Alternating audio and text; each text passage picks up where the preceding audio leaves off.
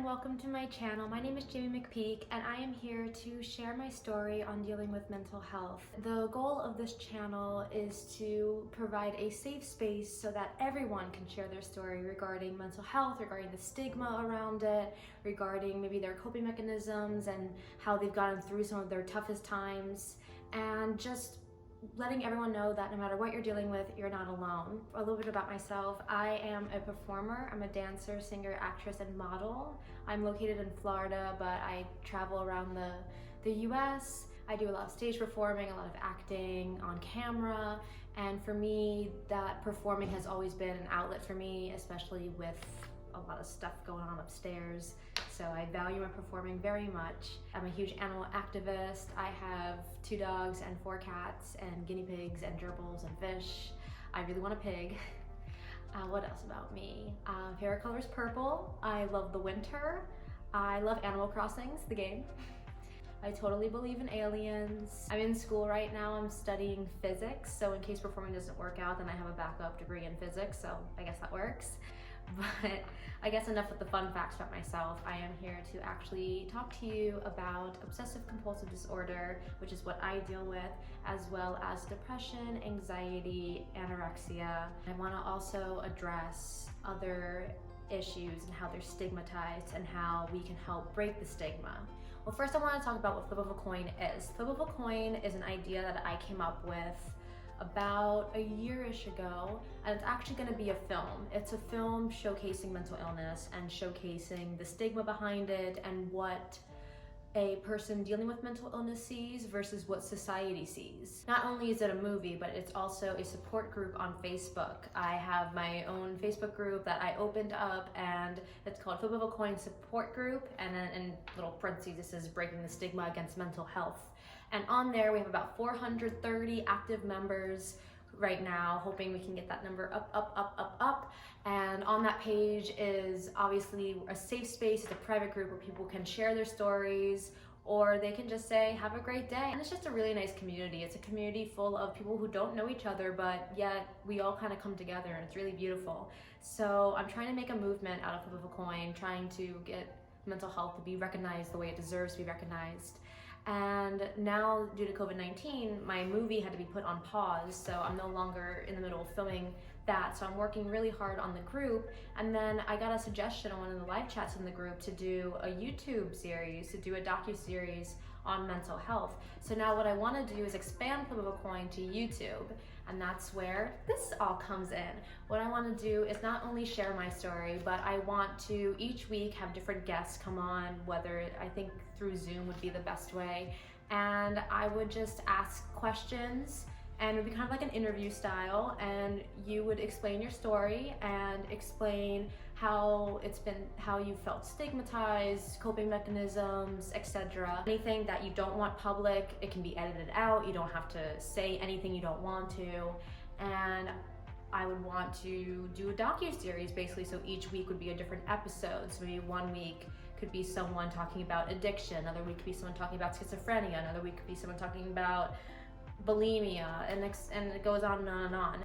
I guess I just want to help break that stigma against mental illness, that it's nothing to be ashamed of, that you're not wrong, it doesn't identify who you are, you're not your illness, and that there is hope and there is light and there is a way to cope with it, and that people love you and support you. Even people from across the world they don't even know are here to support you and love you and get you through any tough time.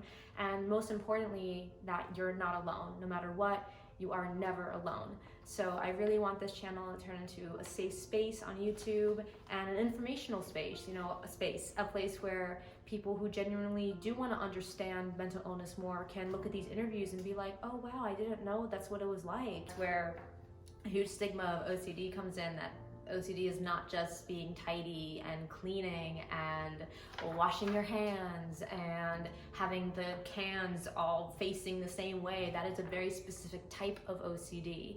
And a lot of people who think OCD, they automatically think tidiness, cleanliness, organization. And at least with me, that is not how my OCD works at all. So hopefully this channel can be very informative about mental illness, and hopefully together we can help break the stigma. Mental illness does not have to stop you in any way, shape, or form. All right, without further ado, let's get on to my story. So consider this episode 1 of this new docuseries, Flip of a Coin, the docuseries. So here we go. All right, so like I said previously, I struggle with obsessive compulsive disorder. And like I said before too, it is not just washing your hands, it's not just making sure things are tidy. That is a stereotype. Please don't believe it. Yes, being organized and being clean and being tidy is a form of OCD. People can have that, but not everyone who has that has OCD, and not everyone with OCD has that exact form of OCD. I personally do not have that form of OCD. My desk in front of me is a mess. There's papers everywhere, my calendar's crooked, my phone's on the opposite side, my books are falling over. Like I'm not a very organized person when it comes to that kind of stuff. And I've never really been a huge, I guess I'm a germaphobe, but not an obsessive germaphobe. I like to wash my hands, I like to be clean, but I don't do it because of necessarily the OCD part of me. That's a very huge stereotype that OCD is not. But I'm going to explain what I deal with OCD, and just also realize that everyone deals with mental illness differently. So what I deal with OCD is not what the person next to me is going to deal with OCD, or the person over there, or the person over there, or there, or there, or there. Just same thing with schizophrenia, same thing with anorexia, same thing with bipolar, same thing with BPD. Any of those, there's not a specific way to deal with them or a specific way that you have it. It's different for everyone. Our brains are all wired differently, so it's different for everyone. So what I'm about to explain is not how it is for everyone. I have little cheat notes here because I do get very nervous talking about it. To be honest, I've never been open about my OCD ever prior to the past 6 months when I opened up the Coin, the support group. And that is because of the huge amount of stigma. There's so much stigma, not just with OCD, but with any kind of mental illness. I always felt like everyone was gonna look at me differently. I felt like I wouldn't be able to get jobs. I felt like my friends were gonna think I was, crazy. And there's a side of me that, the public sees, and a side of me that only my family sees. And I have finally become open about it. And it's definitely a scary feeling, a very vulnerable feeling, but I have realized the importance of being open about it. So here is my story. I started developing symptoms when I was 4, is when my mom noticed that I was starting to have some interesting symptoms. I couldn't make a decision to save my life. There's one example, I was in a party store, and it was these one of those headbands that had those hands that moved on top, one of those crazy headbands, and there was a purple one and a green one, and I could not decide for the life of me which one. And it got to the point where I was hysterically crying, breaking down the store. I could not make a decision. I felt like I was actually going to die if I picked one or the other. Couldn't tell you why, just felt like I was going to die. And it was to the point where my mom just said, "You're not getting either." And that was the first kind of signs of OCD that I had, was I could not make decisions. Whenever decisions were presented to me, I would freak out. I could not make decisions.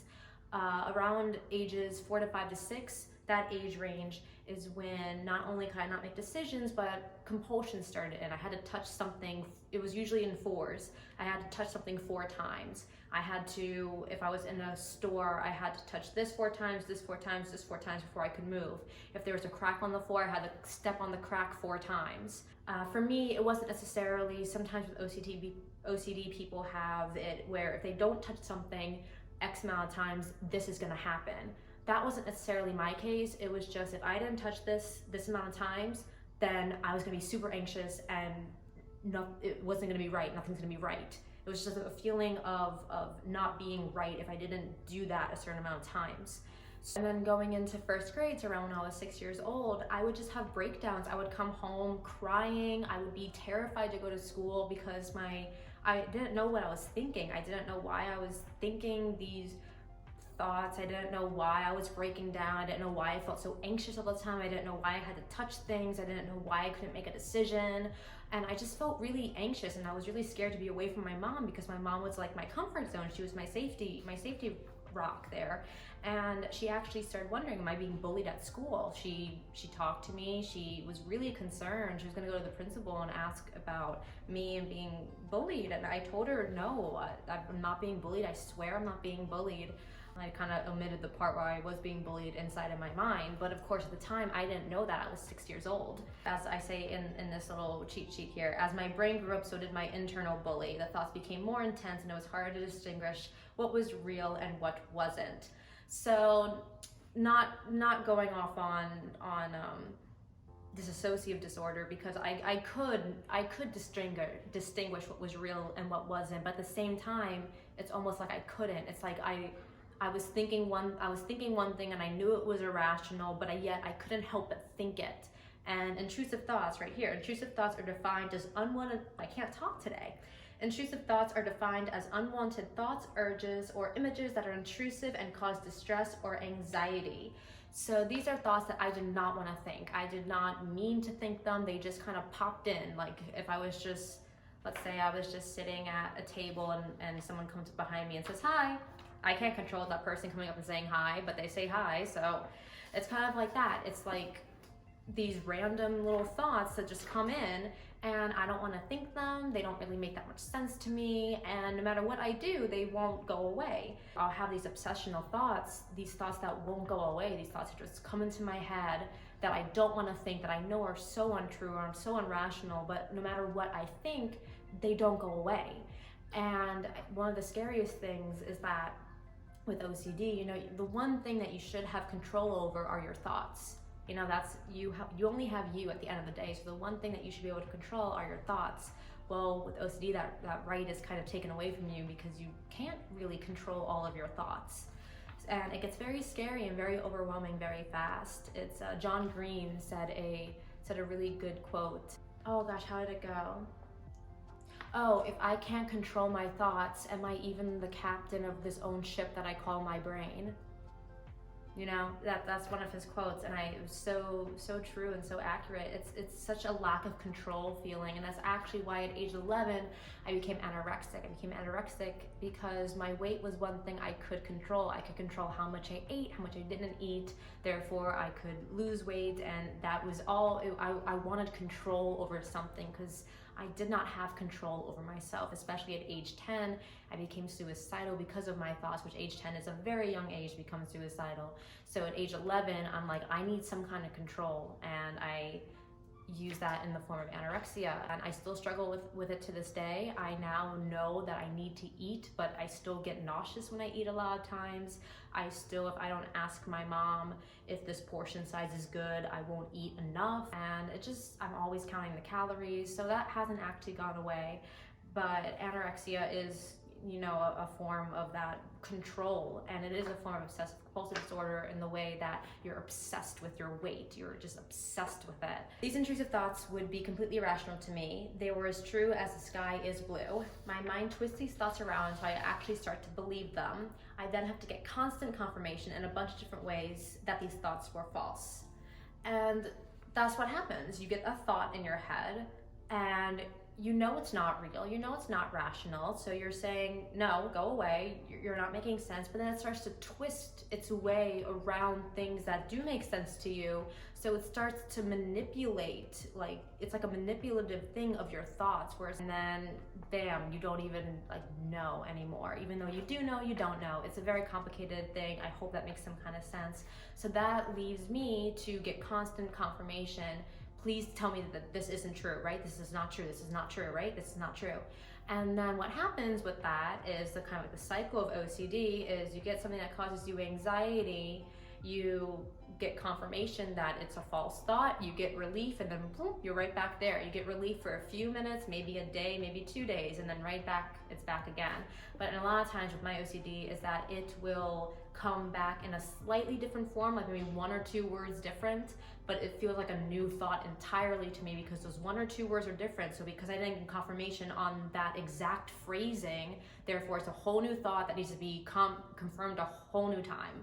So that is kind of how obsessional thoughts work in that way, and they latch on to something. They usually latch on to a specific topic For me, my OCD is all over the map. I could be obsessing about my weight, obsessing about paranoid thinking if people are listening to me, obsessing about my relationships, obsessing about my career. Whatever it is, it doesn't have a specific thing for me. A lot of people, their OCD is targeted towards a specific topic or two or three. For me, it's all over the map. That's what makes my case of OCD severe, is because I don't really get a break with whatever topic I'm dealing with.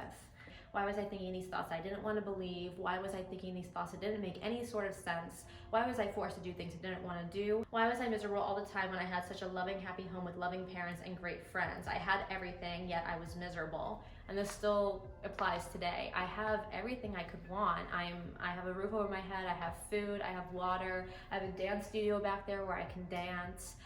My career is going great, I have great friends, I have loving parents, I have the most supportive boyfriend in the world, I'm getting all A's in school, and it goes on and on and on, but yet there's so many times none of that even matters. None of that matters. I can't see any of those good things. These thoughts started taking over everything. The older I got, the harder the punches this bully would throw at me. At age 11, I became anorexic. I talked about that.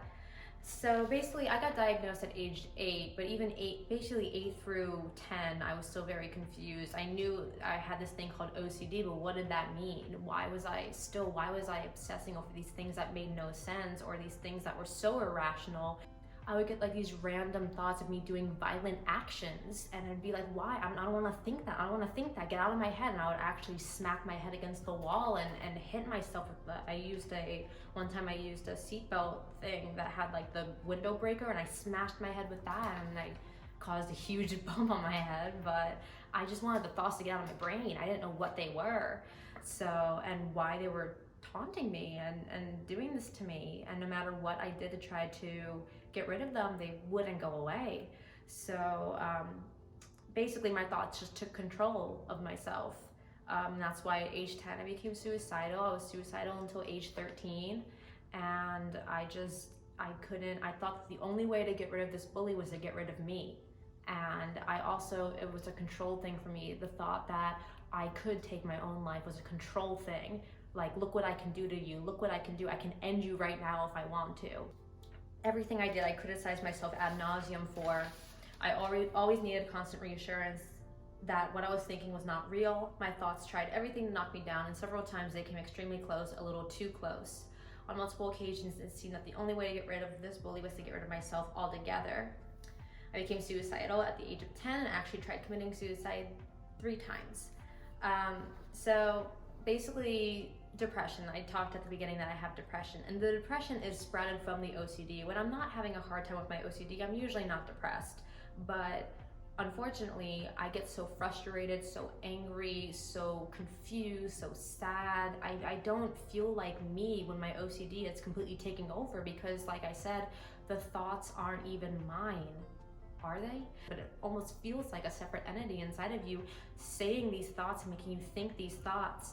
So obviously depression comes from that, is being so conflicted within yourself all the time. It's a constant 24/7 thing. On those occasions where I did attempt to take my own life was when it was just so overwhelming.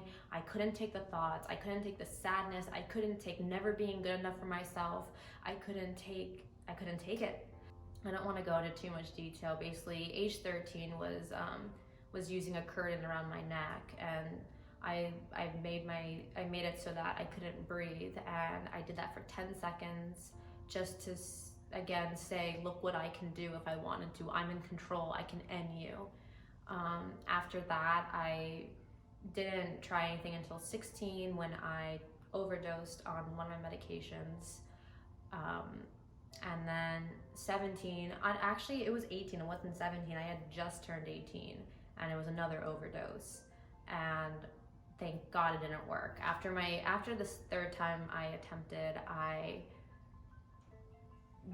that attempt was the worst attempt, and luckily it didn't work. So I was able to see firsthand what it did to my family and my friends who did know about it, and I saw just how it destroyed them and how sad it made everyone, and how I still like my mom crying and seeing like her reaction, and hearing my friends' reactions when they found out and stuff, it was just, I knew that I could never do that to the ones that I love. I'm really blessed that I went through that experience because it made me realize that's never an option. So I'm not proud of these moments, but in those moments, I genuinely believe that getting rid of this bully meant getting rid of life. I still get this way sometimes. I still sometimes think about death and get suicidal. I'm still very scared that my OCD won't ever get better, but as I am learning, I can see that there are ways of coping, and there is happiness and hope and love. Yeah, so my OCD now is still a huge part of my day-to-day life. And lately, I got into a car accident recently, and that kind of spiraled my thoughts a lot because I can't be as active as I usually was. And that spiraled my thoughts completely downhill about how I'm a failure, I'm never gonna achieve my dreams, etc., etc., etc. And thoughts are always kind of reminding me of that, especially when I see my dance studio back there and see that no one's in it because I can't be in it. So there have been times recently where I felt like I just wanted to end. I want it all to end. And it's scary. It's a very scary feeling. You kind of just feel like you're just trapped. You know, you're trapped inside this thing, and you're trying so hard to get that relief. I am very scared that it won't get any better than this. I've been on so many medications. I've been on over 70 medications, I think. Been on anything from antipsychotics to SSRIs to antidepressants to mood stabilizers to anticonvulsants. I've been on all kinds of things, and really a lot of them have either been completely just not effective or have made me worse. And the one that I'm on right now has helped a lot, but still there's a lot of progress to go. I'm still nowhere near where I should be, and it's scary to me because I've been asking my psychiatrist and my mom since I was 8, am I ever gonna get better? Am I gonna be able to live my life fully? It's because it feels like my OCD has already taken away my entire childhood, and it feels like it's already taken away so many moments that shouldn't have been taken away from me. So it's very scary thinking that what happens if this doesn't go away? What happens if I'm kind of stuck like this? I don't want to be stuck like this. I've been working on so much on trying to live in the moment more, and I've been doing meditations and yoga and trying to just get into the present moment, and I found that's really helped me. Just finding outlets and finding releases is something that's been really, really good.